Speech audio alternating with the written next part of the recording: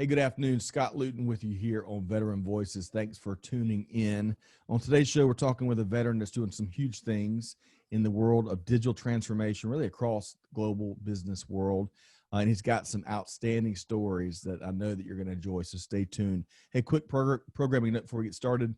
This program is part of the Supply Chain Now family of programming. Find us and subscribe wherever you get your podcast from. Simply search for Veteran Voices and subscribe so you don't miss conversations just like this. Okay, no further ado. Let's bring in really a repeat guest. We really enjoyed Dan's expertise in a couple of different shows here at Supply Chain Now. First time on Veteran Voices, but Dan Reeve, a veteran of the British Army and the Wisconsin National Guard. Dan, how you doing? I'm good. How about yourself? Doing great. Great to reconnect with you. And as much as we've enjoyed, we were picking your brain on several episodes on the mothership, so to speak, on digital transformation and order to cash and driving, optimizing those processes across global business. And through those conversations, we learned about your veteran experiences and some outstanding stories. So I'm really excited to share some of those on this different series. So look forward to today's conversation. Right. Me too.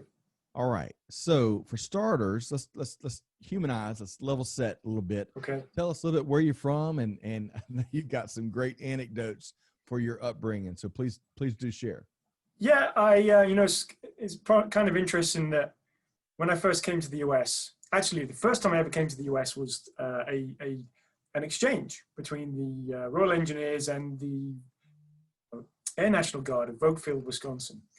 And it was probably applicable because I later ended up coming to work in the US in Wisconsin, met and married my Enjoy Wisconsin family. And Wisconsin really is very similar to where I'm from. I'm from the rural part of England. I'm from, they don't call us hicks or hillbillies, but they do sort of slightly derogatory talk about us being farmers over there in East Anglia. So Norwich, Norfolk, that's where I grew up. Yeah, not too far. If you can think of London, 2.5 hours north of London, if you can think of the bump. Yep. Right there, right by the coast. Okay. Yep. Sounds gorgeous to me. And did you grow up on a farm? No, I grew up in the middle of the city. I grew up in Norwich, which is the capital there.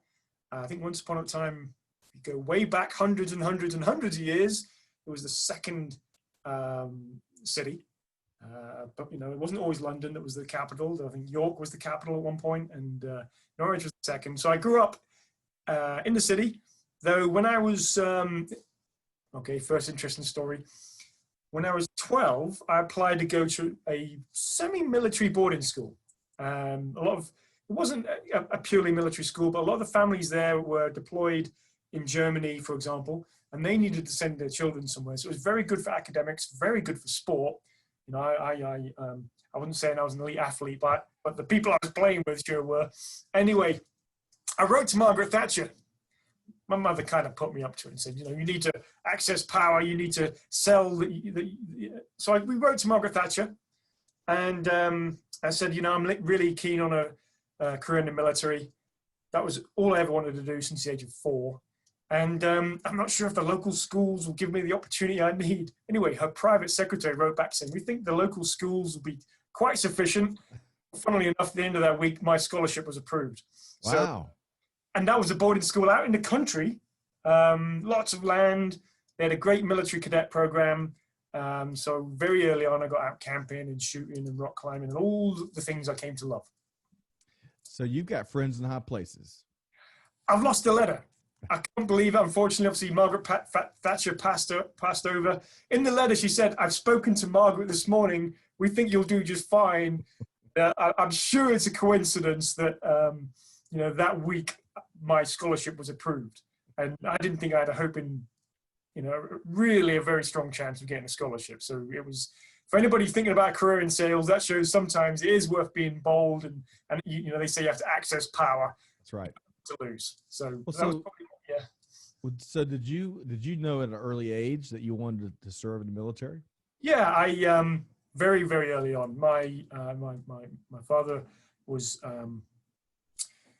in the Royal Air Force, and there's a squadron nearby. There was a Royal Air Force base nearby, many bases, but the base that really I grew up upon and used to love going to the air shows was RAF Coltishall, Royal Air Force Coltishall, the Seppicat Jaguar, which was a ground attack aircraft. It was used in the Gulf War. I think the Indian Air Force still uses it. The French used it. And it's a funny thing because if you ever see, they can operate in the air-to-air role. They put the sidewinders on top of the wings. On top. Normally see them do that, So yeah, so there were Seppicat Jaguars there, so that had a big impact. Each four was running around with a helmet most of the time. Yeah. So you had an early fascination with military aircraft, I'm hearing. Is that right? Yes, predominantly military aircraft, but most things green. Yes. So now I thought I recalled from one of your earlier appearances with us that you were playing in a cockpit of an aircraft. Yeah, it was a Jaguar, and it was in the hangar. And I don't think they do this anymore for health and safety reasons. Put 6-year-old kids into the pilot seat, and I can remember that there's all these buttons and knobs anywhere. And anybody who's been around a fighter jet knows that there's a couple of those buttons and knobs and levers that are black and yellow. And sure enough, I was pulling on the ejection handle, and the pins, the safety pins were in there, but the officer, the maintenance officer, saw what I was doing, came running over, and he was screaming at everybody, including my dad. He's like, "The bloody pins are going to come out." He's like, "Here's me." I'm like, "Well, this ejection thing looks cool." I didn't really know what it was, but I was like, "I'm going to wiggle it. I'm going to try and pull it." So I think that could have been a little bit embarrassing for the Air Force. Had a 6-year-old ejected through the hangar. Yeah. Wow. I bet. You always need a great maintenance officer and maintenance men and women. I was in the Air Force as well. Right. And my first base was at Shaw Air Force Base in South Carolina, where I'm from. Right. Joined the Air Force, see the world, they say, and then I got stationed, my first permanent station, about 90 minutes from where I'm from. So it makes no sense. But so we were, I'm not sure what we were doing. It wasn't a FOD walk. We were on the flight line for some reason. And I'm talking to a buddy of mine, but walking straight, of course, real safe. And I almost walked right into the nose cone of an F-16. Right. If it wasn't for a tried and true maintenance officer that stops me, I mean, I'm probably just a couple feet from walking smack into this F-16. So, hey, seems like we both have been spared from disaster by the great men and women that maintain all these aircraft. All right. So that reminds me of a story in Iraq when I'm driving along near Basra, and out the corner of my eye, I see all this dust. And I turn, and it's a Challenger 2. And I don't know if they had some young guy driving or young lady driving it, whatever. It was at full speed. And I don't know if they do, 40, 45, something like that. And I see out the corner of my eye, this Challenger 2 just flying across the desert. We're going to pick up this prisoner of war. And I'm looking, and I'm like, yeah, we're going to intercept. There was a quick decision made about, well, I think I have the right way. And then I realized, well, no, he's got 130 tons of Trobom armor and a main 130 milligun gun or whatever it is. And I think I'm going to let him win. Yeah, go on then. it was like, whoa. Yeah.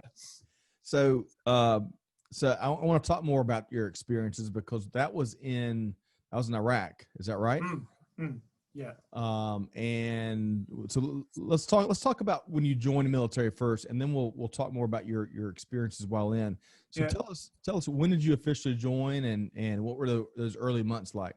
Originally I joined in 94.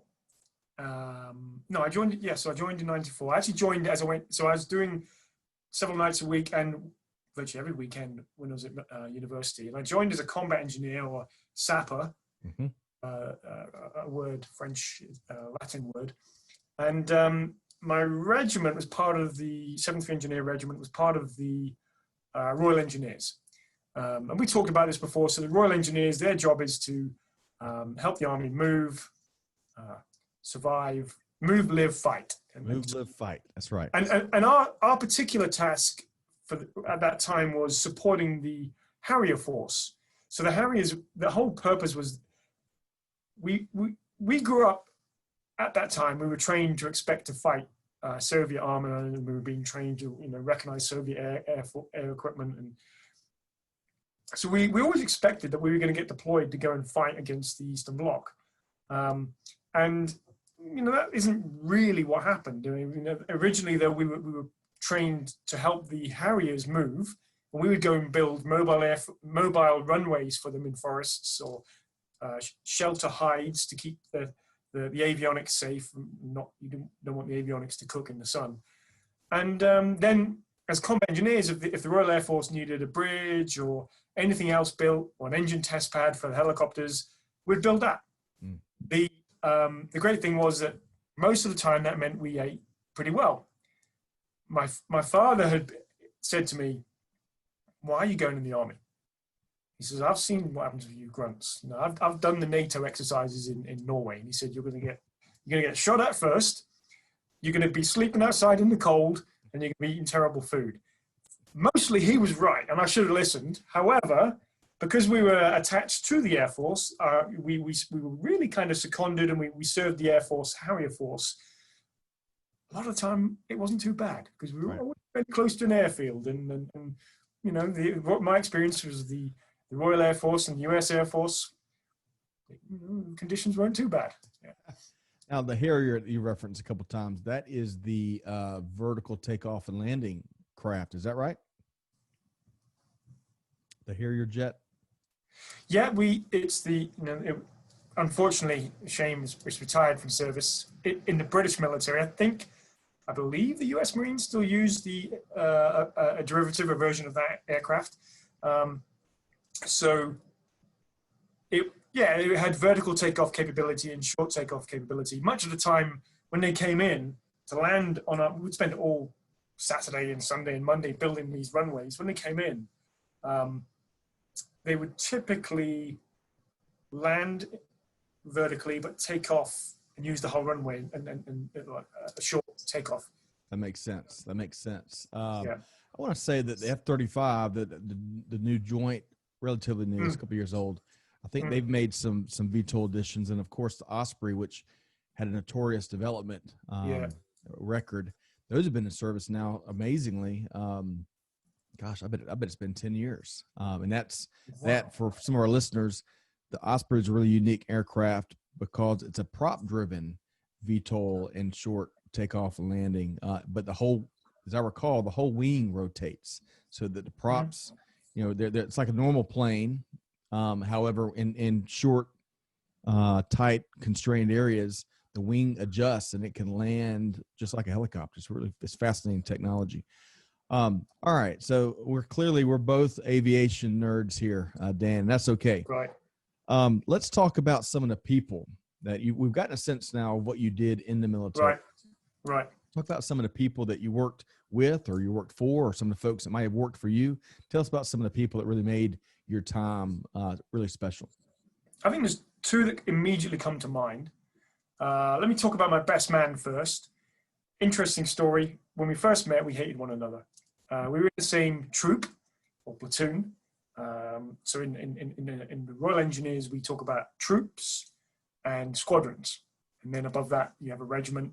And a regiment could be 600 or so guys and girls, and the squadron, 130, 150. He was in my troop. The troop is 30, 35 people. When he joined, I outranked him. Was kind of like a squad leader.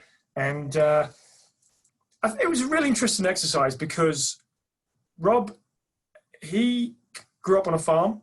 And like most farm boys I know, he can turn his hand to anything. And I think, I don't know, perhaps I was a little bit arrogant and young and full of myself. And we got put together one on a survival exercise. And it doesn't take too long until, you're cold, you're hungry, you've been shivering for a few hours, we just escaped. We'd been hooded and cuffed and been through, a little bit of roughing up, so to speak. And then they turned us loose and we ran away, and they'd stolen all of our clothes and all our shelter, and we built again, and there we are, freezing cold, wet, two guys that don't like each other. And I think that was just such an interesting experience to, change one's mindset that actually, is it really that person? Is it me? Well, what is it about that person? He or she's just trying to get through the day or the mission. Like, maybe I should give him a little bit of a break. Maybe he gave me a little bit of a break. I gave him a little bit of a break. And for 20 years, he's been one of the most dependable people in my life. So I think there's something in that. And I think, would that happen in Civilian Street? Maybe. It's certainly, my passions are things like mountaineering and hunting, and the military gave us that opportunity to get over our prejudices and come to realize we liked one another. Right. Yeah, that's a great point. And what's Rob's last name? Shell. Shell, yeah. His dad was a major in the British Army as well. Side story for you. So I'm there at Christmas at his dad's house a few years ago, and there's a big anti-tank round in the hallway. It was called a Wombat. It was basically a heavy 130 millimeter shell that they, in the 70s, you fire those and they would just plow through a tank or armor. Yep. This is live. It's alive, and it's been in the house for about 20 years. And I get talking, I'm like, is that thing live? And it's like, well, yeah, we just don't make big noise about it, Dan. So his dad is quite eccentric. His dad is a character, and I think he inherited a lot of his sort of the boldness and his capability from his dad, for sure. I love that. And going back to your earlier point, I think that is that's one thing I wish that more of the private sector would learn and embrace from the military, because you're in the units or here in the Air Force, you flight together, and you're not going anywhere, and folks you see eye to eye with, and folks you don't see eye to eye with oftentimes aren't going anywhere. And that has a great way of just not only getting you focused around carrying the mission forward, but to your point, for whatever it is, because I'm not a psychologist, but you can get over the differences and how you view the world or different positions or whatever, and you get over those prejudices, as you put it. And that's right. That's one of the things I miss about active duty military service. So, yeah, I agree with you. I think when I was in England, you drive 30 miles in England and the accent changes. And so there were people with different cultures and accents, and you'd be on courses, and suddenly you're mixed with people from different regiments and corps and squadrons. I used to shoot for my regiment on my corps, and suddenly you're getting exposed to people from all different regiments. Right. I'm going to breakfast with the Gurkhas, who are soldiers that fight for the British Army from Nepal. And it just suddenly being part of that melting pot was great. And then the other thing about the Royal Engineers and several parts of the British Army is you can regularly be walking around, and next minute there's a chap from South Africa or Zimbabwe or New Zealand, Commonwealth countries, and their soldiers are serving alongside, or they've been loaned to the British Army, and vice versa. So I also thought that was cool. Yeah, I agree.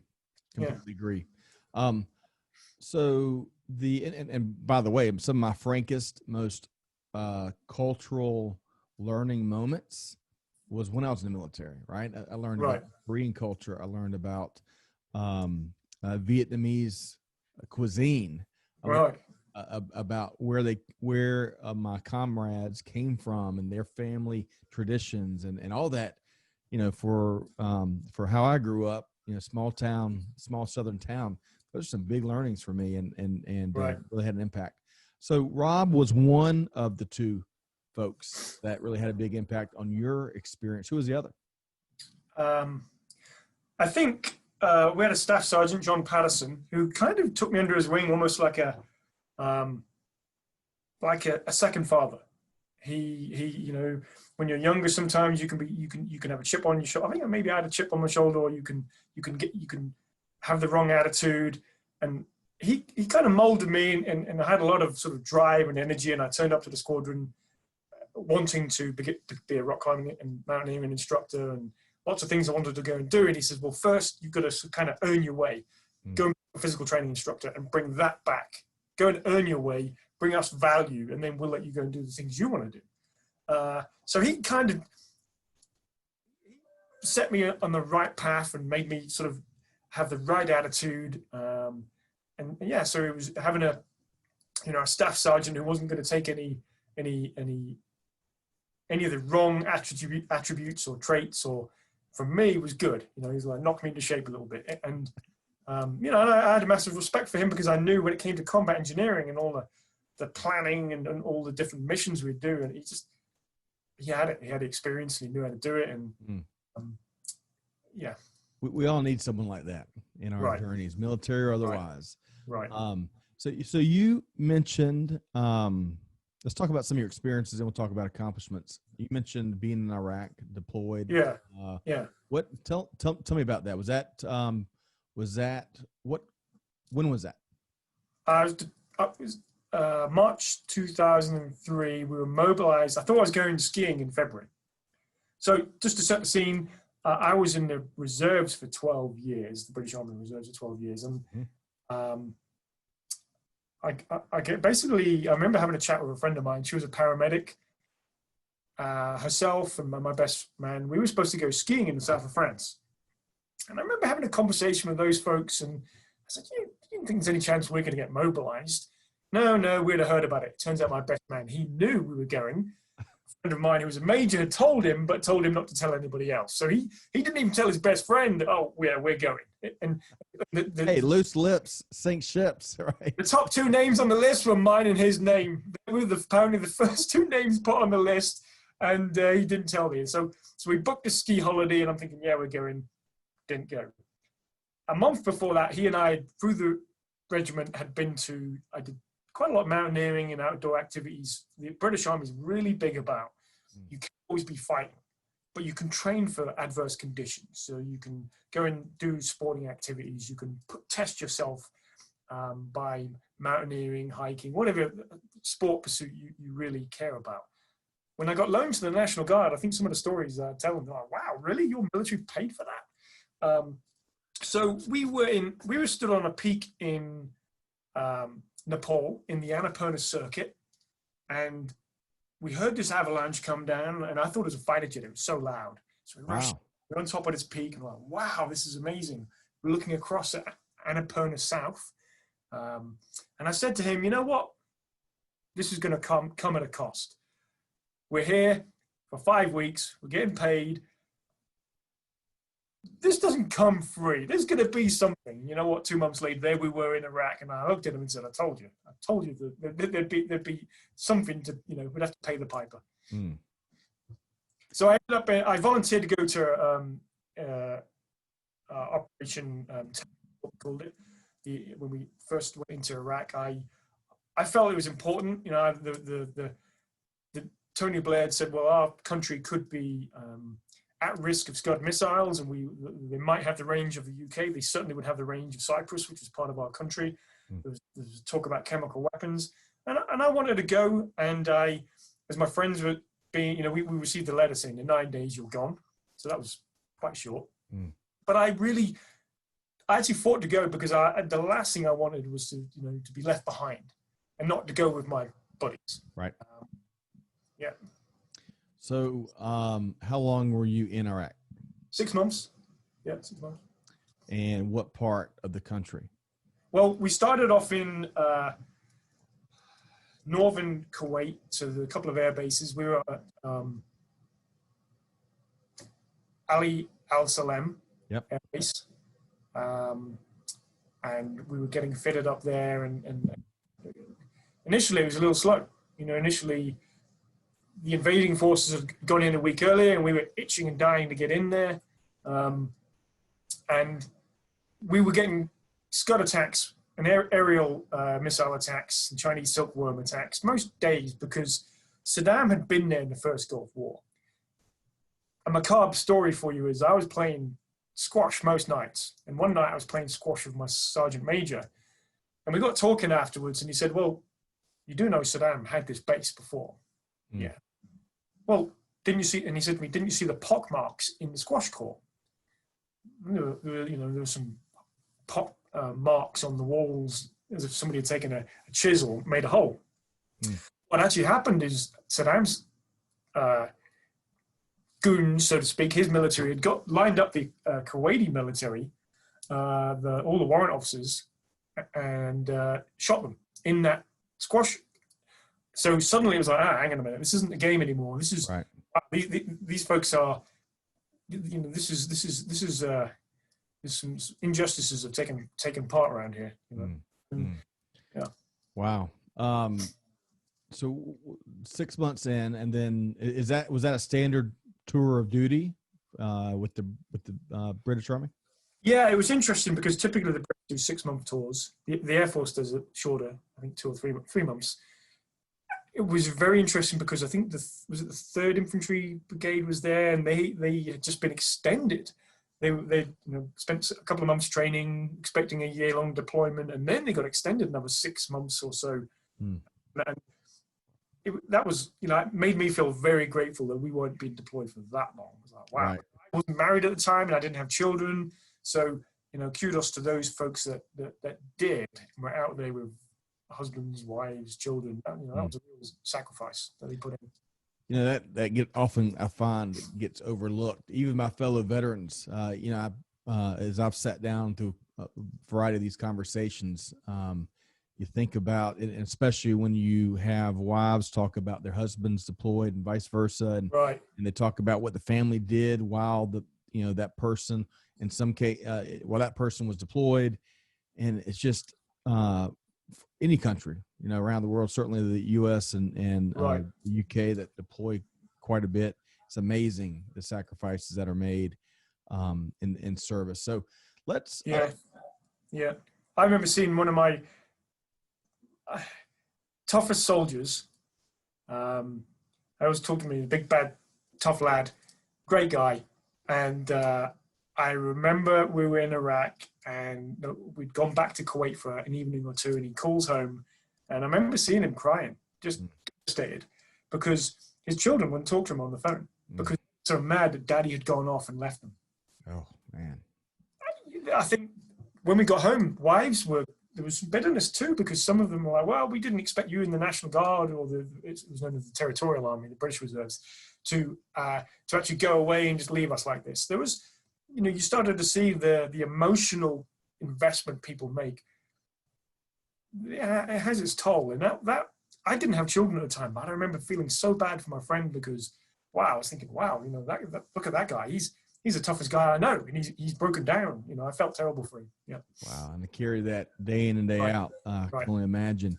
All right, so let's shift gears a bit. I want to certainly touch on how you transitioned to the Wisconsin National Guard, but before we do,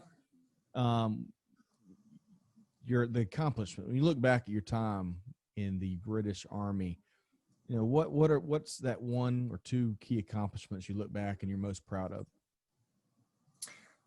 I think that I was able to, getting to represent the regiment in the Army, the regiment at quite a lot of shooting competitions. That was great. I was getting paid to shoot. I was getting paid to represent and compete. Right. I was in my nirvana. I'm like, you're paying me to do what I love to do. That was fun. I very much enjoyed vaporizing cars and bridges and getting paid to do that too. That was fun. The loan, when we did my regiment would typically do a loan to the US every 1 or 2 years, and we went to Wisconsin. I remember getting on the C-130 RAF Mildenhall in England. We flew to the Azores and had the best party with the National Guard unit ever that night.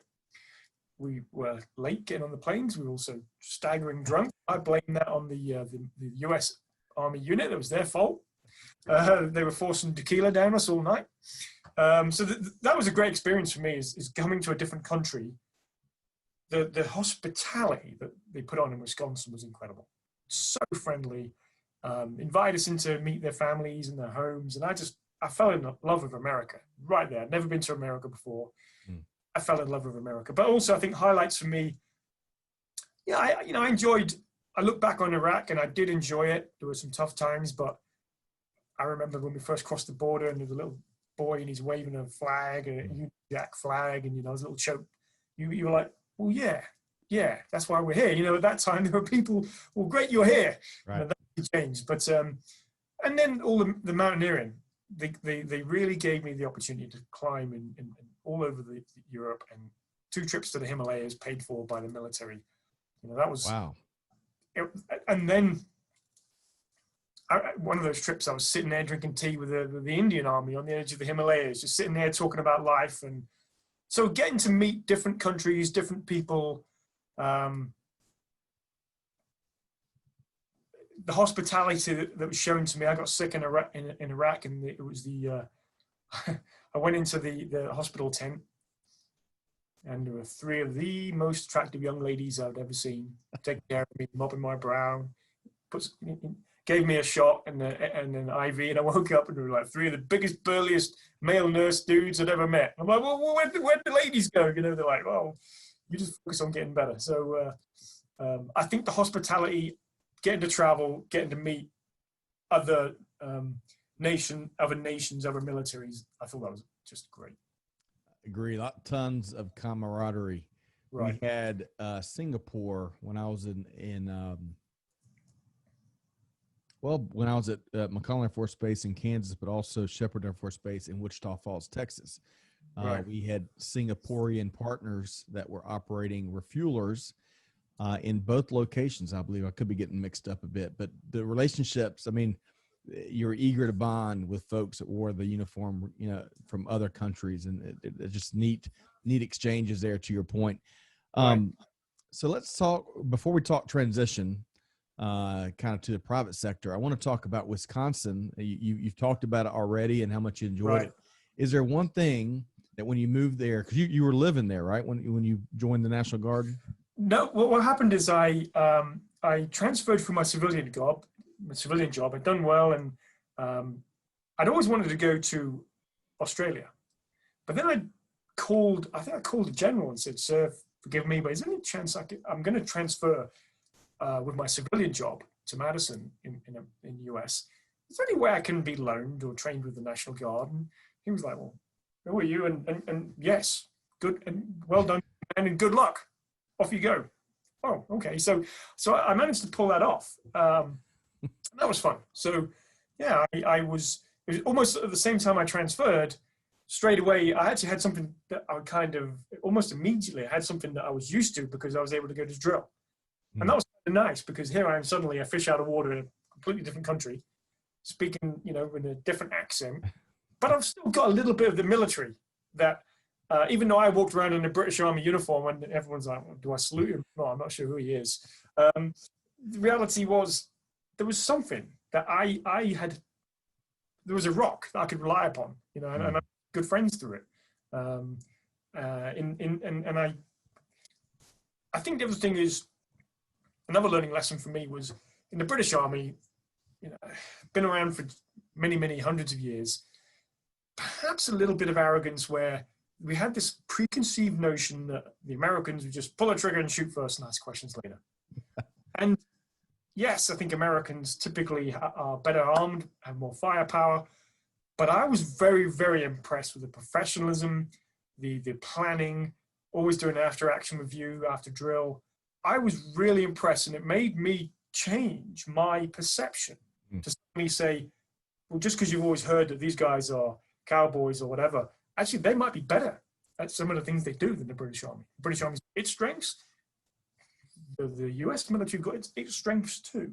And so it forced me to let go of preconceived ideas. Love that. It's always a benchmarking opportunity. Right. It's the first time I heard someone kind of compare and contrast the U.S. Army way of doing things and the British Army way of doing things. There's a ton to learn. Obviously, there's a special relationship there. So let's talk about one quick question. We're going to talk transition. Did you ever eat a butter burger any moment when you were part of Wisconsin? I think cheese curds, butter burger. I think I may have done it at least once. I've got to be careful in case my in-laws ever hear this. And so I think, is it Culver's is the chain? I think you're right. Yeah, Culver's, they do ice cream and butter burgers. There's a lot of tasty things come out of Wisconsin. You just got to eat them in, what's the word? Moderation. Moderation, yeah. All right, so let's talk transition. One of our big Right. things we always focus on these conversations because there's so much, I transitioned out of the Air Force back in '02. I was not a combat veteran. I had a 4-year degree, even though I was enlisted, and I had a strong family and friend network that I transitioned into. Yet, Right. despite those advantages that many folks that transition out of at least the enlisted military oftentimes don't have, especially after 18 years or 19 years of war.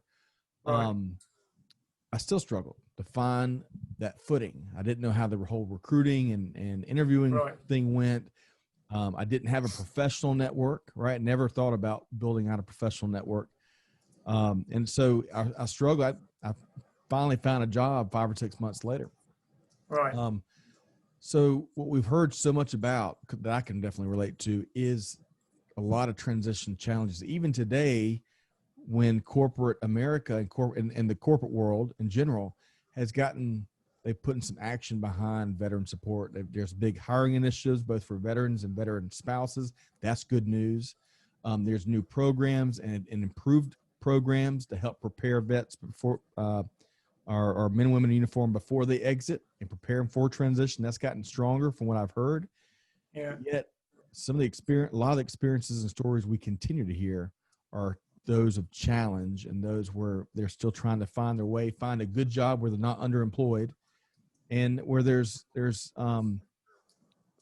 veterans, or hiring managers that want to lean in and understand rather than shy away because they can't connect with that veteran experience, a veteran journey. So talk to us about your transition, what it was like, and was it more challenging or less challenging than you had anticipated? It's almost, for me to answer that, I have to be realistic with the audience, because my transition, now I was in the Guard, so my transition was after the summers or many weekends. I would transition from being a member of a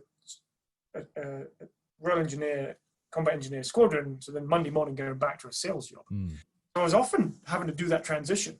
And I would, you've got to you've got to adapt to where you are, but you've also got to take the confidence and the strength and the belief. And so I would take that into the military, and then the military, when I went back to work, there'd be things I did with those folks that were so hard and physically difficult, and we had lots of planning. Belief. I think you have to take belief in yourself into what you're going to do next. Coming home from Iraq was difficult. My relationship blew up. Okay, that was moving you on to the next step in life. Now I've got a wife and 2 children I'm very happy with, and I'm super grateful to have them in my life, is the right way to say it.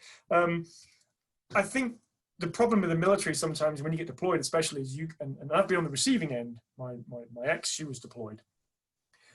When you are deployed, you think the world just stays the same.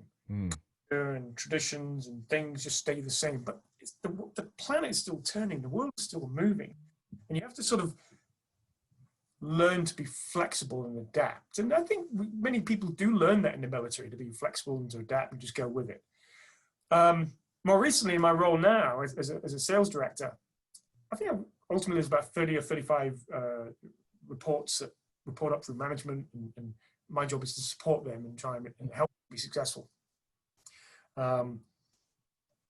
We've been hiring.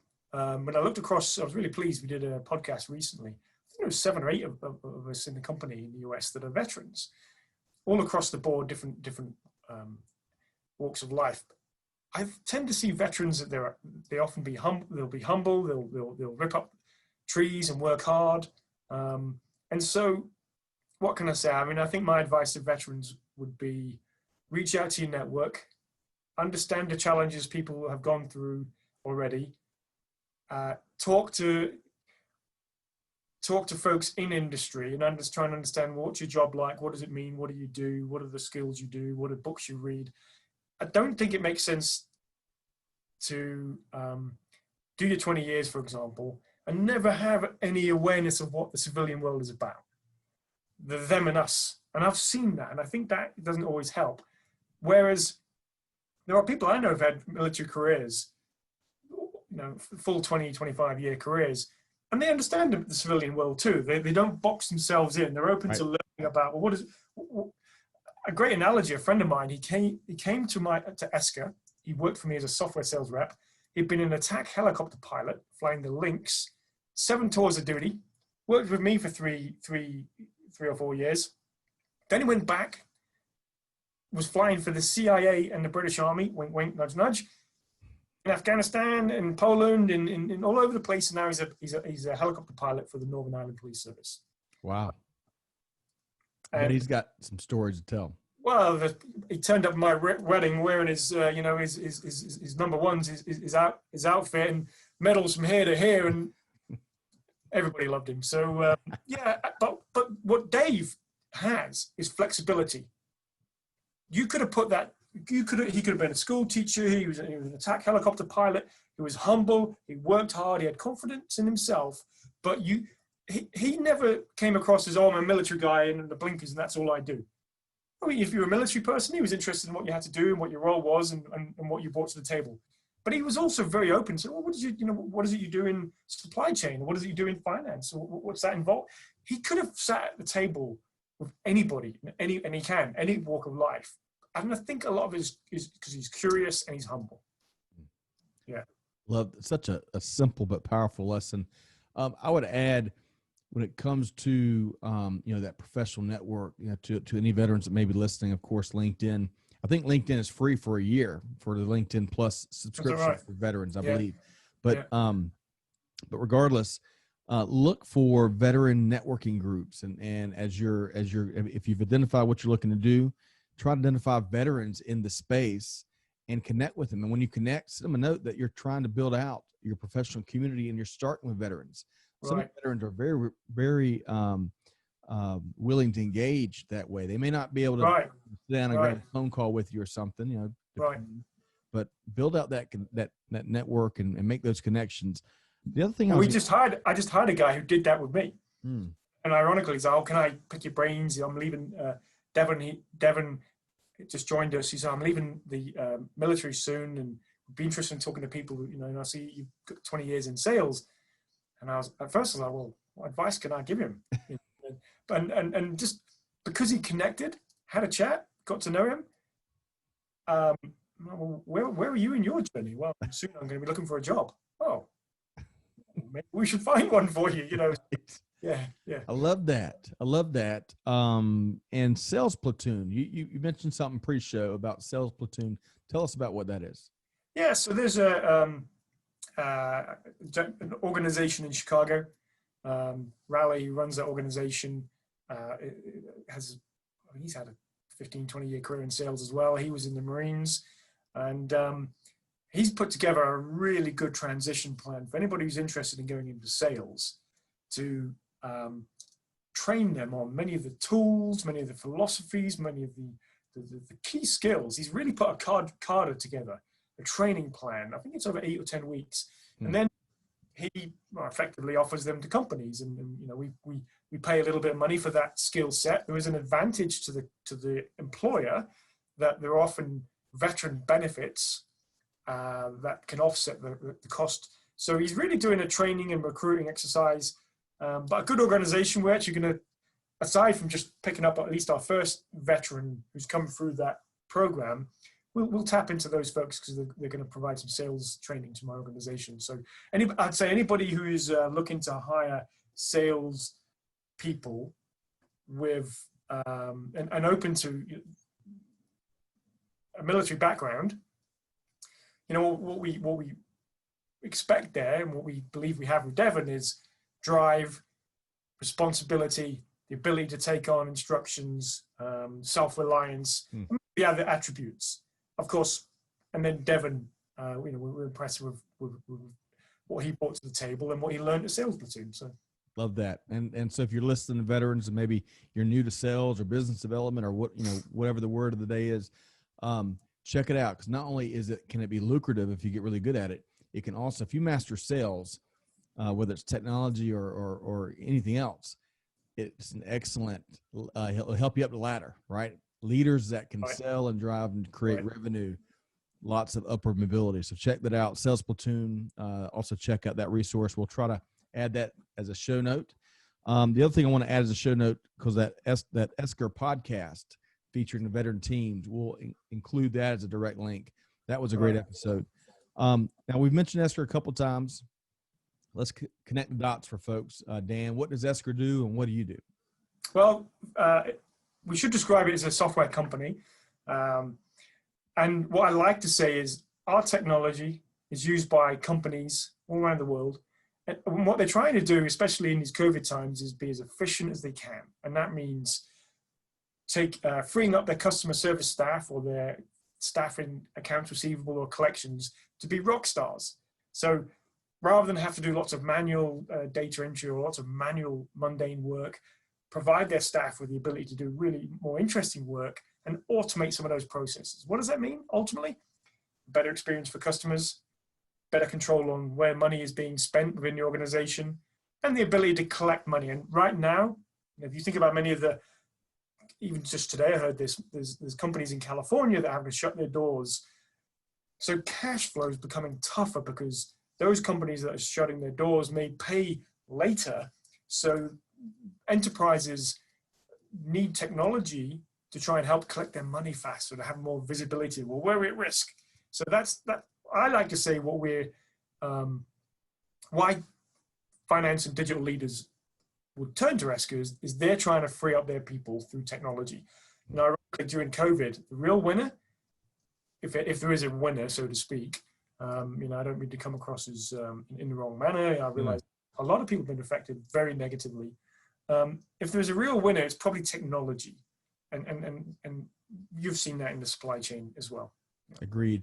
That didn't come across wrong at all. We had a former guest join us and say something I think it was very apropos. You can find opportunity without being opportunistic, and the pandemic environment has created a ton of opportunity for technology and many other businesses that have adjusted the model or innovated or created different products to either fight the pandemic or enable the global workforce and the global business community to keep figuring out a way to move forward given the pandemic environment. So that's what businesses do. So I appreciate how you presented that. All right. So for the veterans who are on here as well, I think the reality is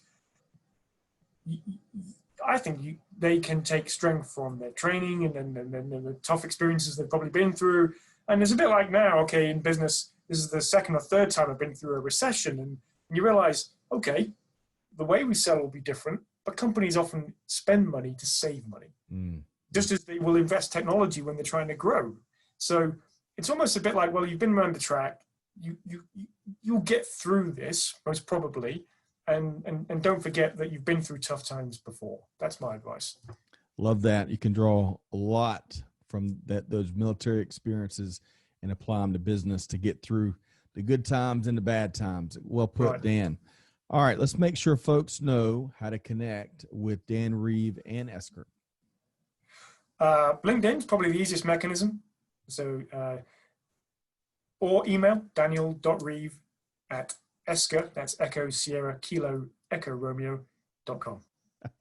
Awesome. Of course, we'll make that easy. We'll put those hyperlinks in the show notes all after that one click to connect with Dan, because I'm sure you're going to want to. We just scratched the surface. He's got a lot more stories than what he shared here today, but always a pleasure. Dan, I think this is your third appearance with us here. We've enjoyed each of them.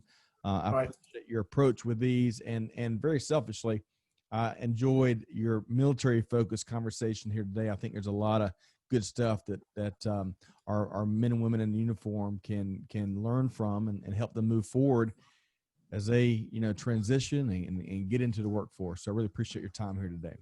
Yeah, I've enjoyed it. Thanks. All right. So big thanks to Dan Reeve with Esker. Again, connect with him and check out the company and the podcast we're going to put in the show notes. And for those of you that may be interested in sales, the Sales Platoon organization. Beyond that, hopefully you enjoyed the conversation. You can find us and subscribe wherever you get your podcast from. Search for Veteran Voices. And again, it's free to subscribe. Hey, if you've got a story to tell, if you're a veteran or a military spouse or a veteran advocate, or maybe you lead a a nonprofit that helps veterans, hey, reach out. We'd love to help you tell your story. You can find us, of course, Twitter, Instagram, LinkedIn, you name it. And we try to work you into the production schedule.